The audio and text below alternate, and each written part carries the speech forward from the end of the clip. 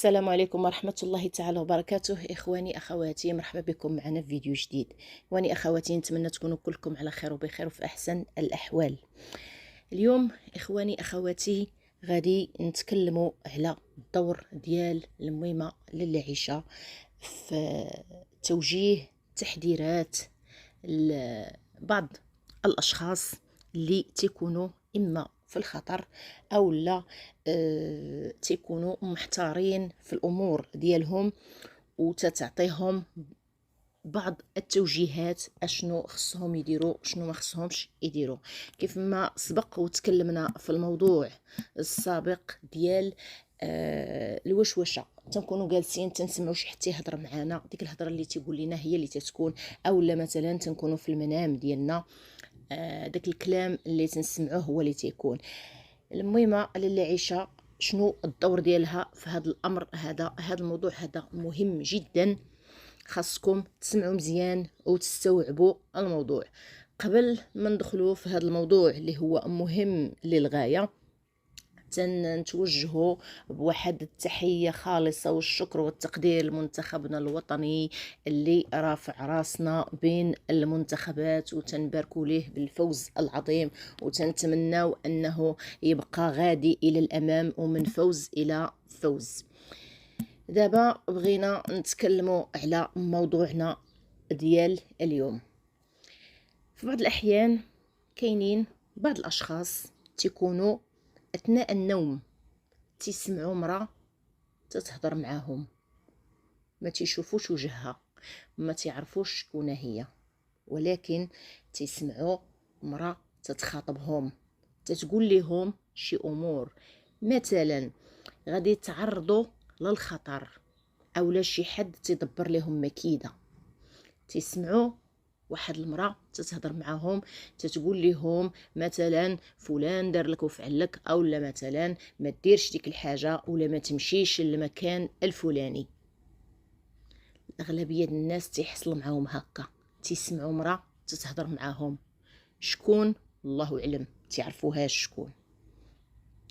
كاينه واحد الفئه اللي تتجي المهمه لاله عيشه سواء عندك ولا ما عندكش، هي مفوضه نفسها، بما اننا حنا تنسميوها المهمه. هذا الاسم ديال المهمه ما جاش من فراغ، لان المهمه لاله عيشه تيكون عندها واحد الاحساس انها مسؤوله على ولادها وبناتها.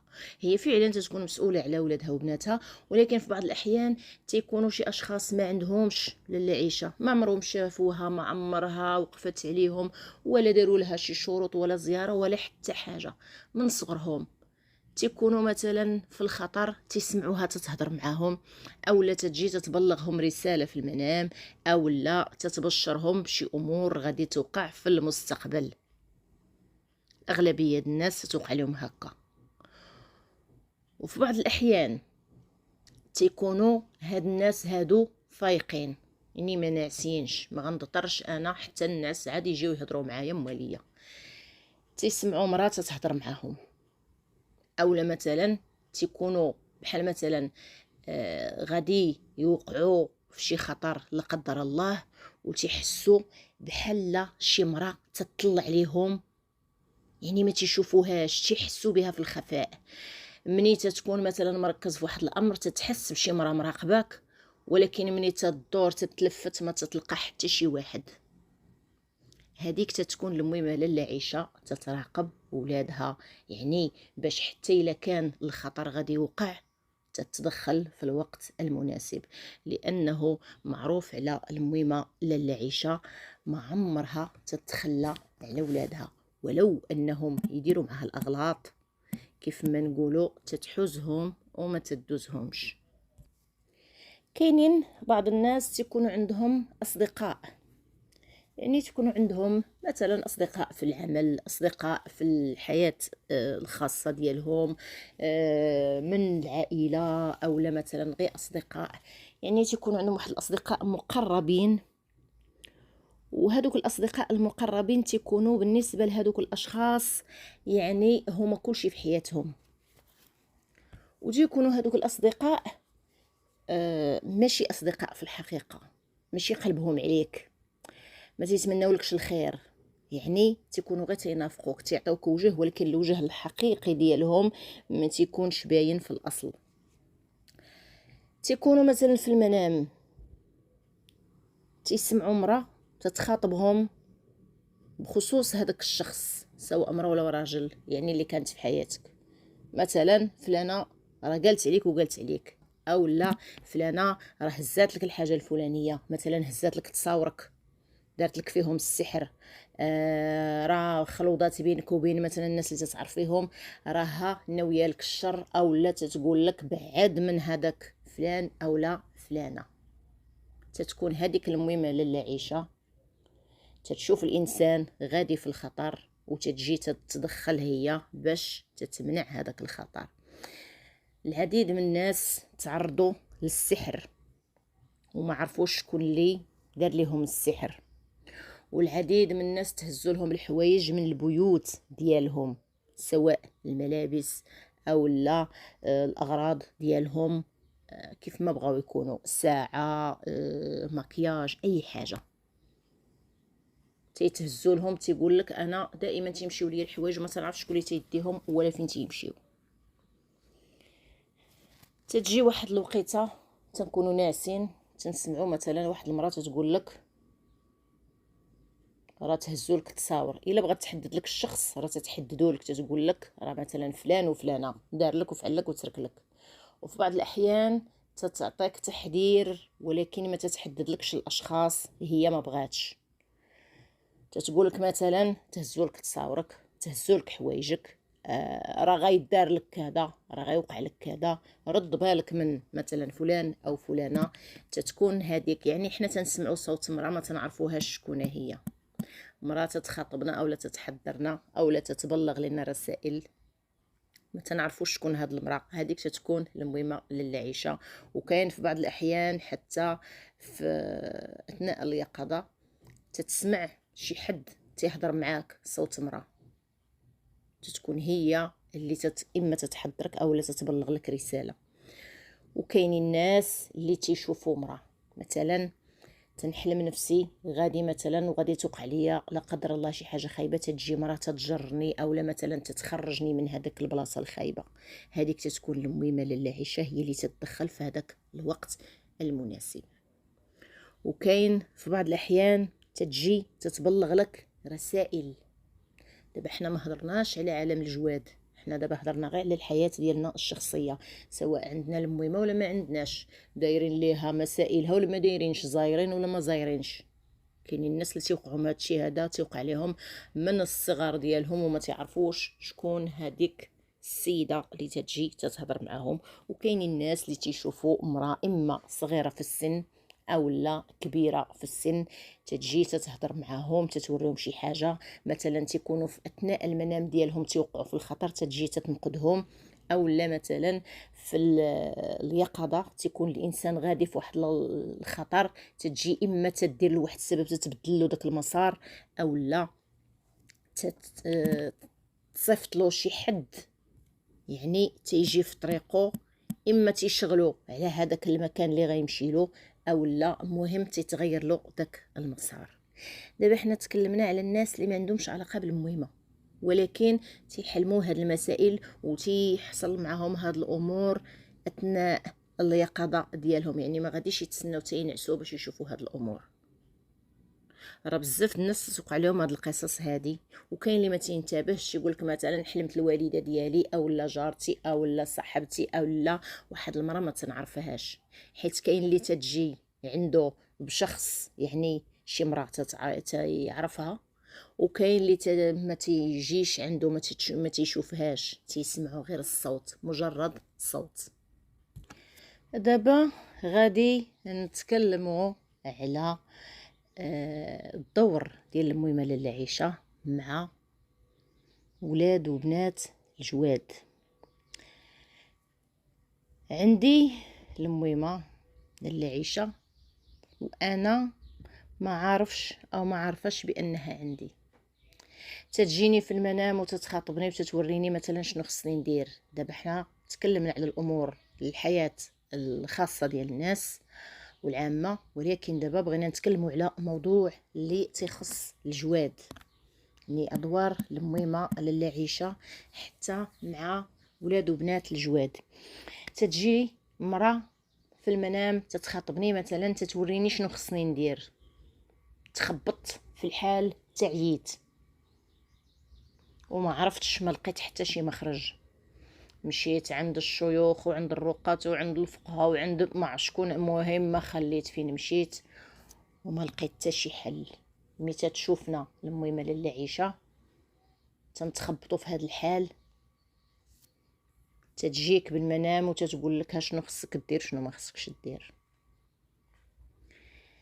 هادو بالنسبه للناس اللي عارفين عندهم المويمه.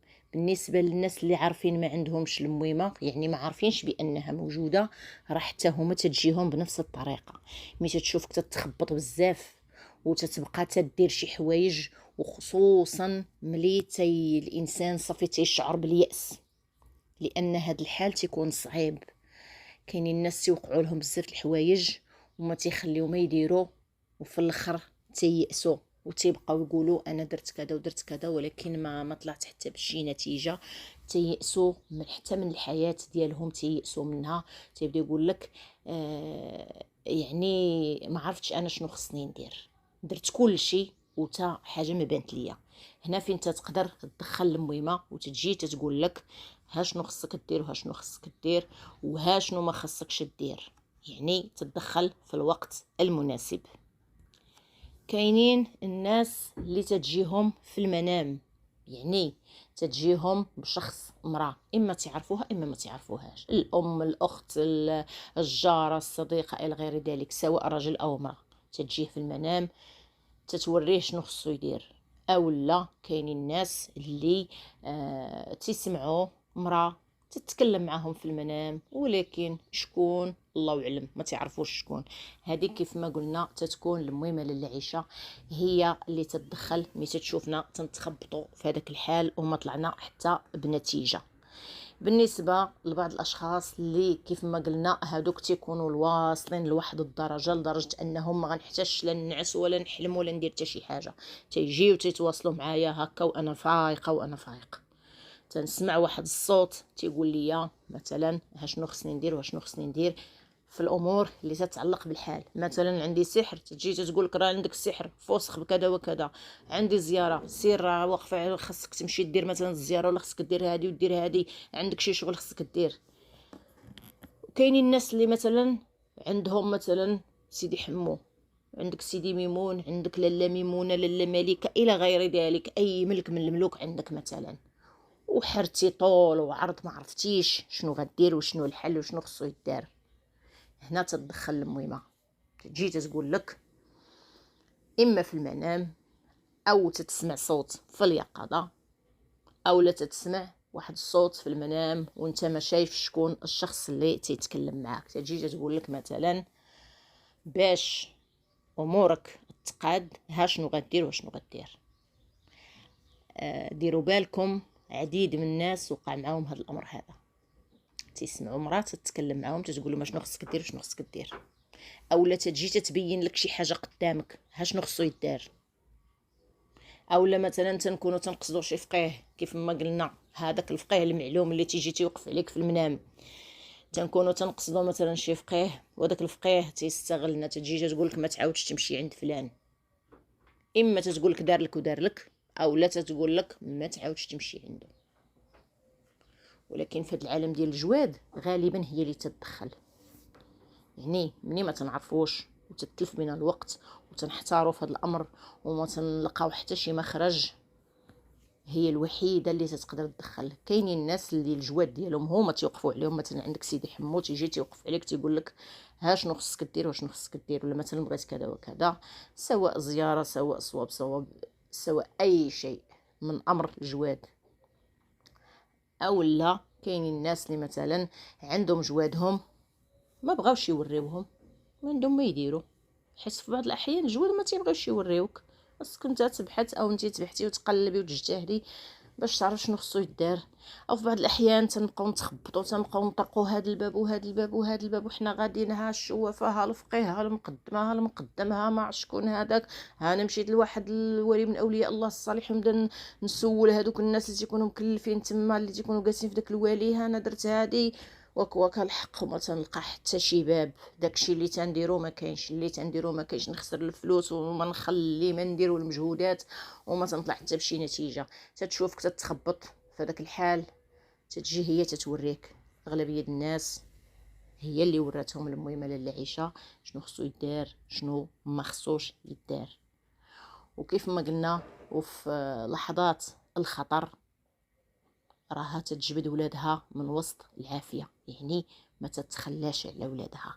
في بعض الاحيان تقدر تكون تتقصو على ولادها في بعض الاحيان اذا داروا الغلط، ولكن كيف ما الام الا درتي الغلط راه تقدر تعاقبك، ولكن تتحن عليك في نفس الوقت، يعني ما تيكونش واحد العقاب اللي غادي يأذيك. فهادو هما الامور والدور ديال المهمه لاله عيشه في التحذيرات اللي تيكونوا تيوقعوا للناس. شي امور وتتجي هي تتحضرهم سواء في المنام او في اليقظه، سواء في المنام بشخص امراه تعرفوها او ما تعرفوهاش، او بصوت تيسمعوه، وحتى في اليقظه نفس الشيء. كاينين الناس اللي تيسمعوا صوت امراه ما تيشوفوش شكون، وكاينين الناس اللي تيقدروا يشوفوا مثلا امراه جات قالت لهم كذا وكذا، او لا مثلا جات عندهم امراه مثلا مشيت زرت واحد الزياره مثلا في المثل، او لا مشيت لواحد السوق ولا ما نعرف فين مشيت، وتتجي واحد المراه انسانه هكا بحالنا بحالها تتجي تتقصدني تتقول لك فلان ولا فلانه ها شنو خصك دير وشنو خصك دير، تتكون هي اللي مصيفطه هذاك الشخص هذيك المراه باش تبلغك هذيك الرساله. وخصوصا عند وقوع الخطر او لا ملي تيكون الخطر غادي يوقع، غالبا هي تتدخل في الوقت المناسب. اغلبيه الناس تيوقعوا لهم هاد الامور هذه. نتمنى انه الا كاينين ناس وقعوا معاهم هاد الامور يكتبوا لي في التعاليق ويشاركونا التجربه ديالتهم في هذا الامر هذا. وكاينين قصص كتير على فكره من في هذا الموضوع هذا ديال ان مراه تجي ترشدك وتتوريك شنو خصك دير شنو ما خصكش دير. كاينين الناس اللي وقعوا لهم وعشنا معاهم قصص حقيقيه في هذا الامر هذا. المهم نتوما كتبوا لي في التعليق قولوا لي واش كاين شي حد فايت حصل مع هذا الامر هذا سواء في المنام او في اليقظه، او لا مثلا جات عندهم مرة بشخصها ما تعرفوهاش وقالت لهم ها شنو خصو يدار. وإلا عندكم شي تساؤلات او استفسارات ما عليكم الا تبعتوا لي في التعليق. نتمنى تكونوا كلكم على خير وبخير، والسلام عليكم ورحمه الله تعالى وبركاته.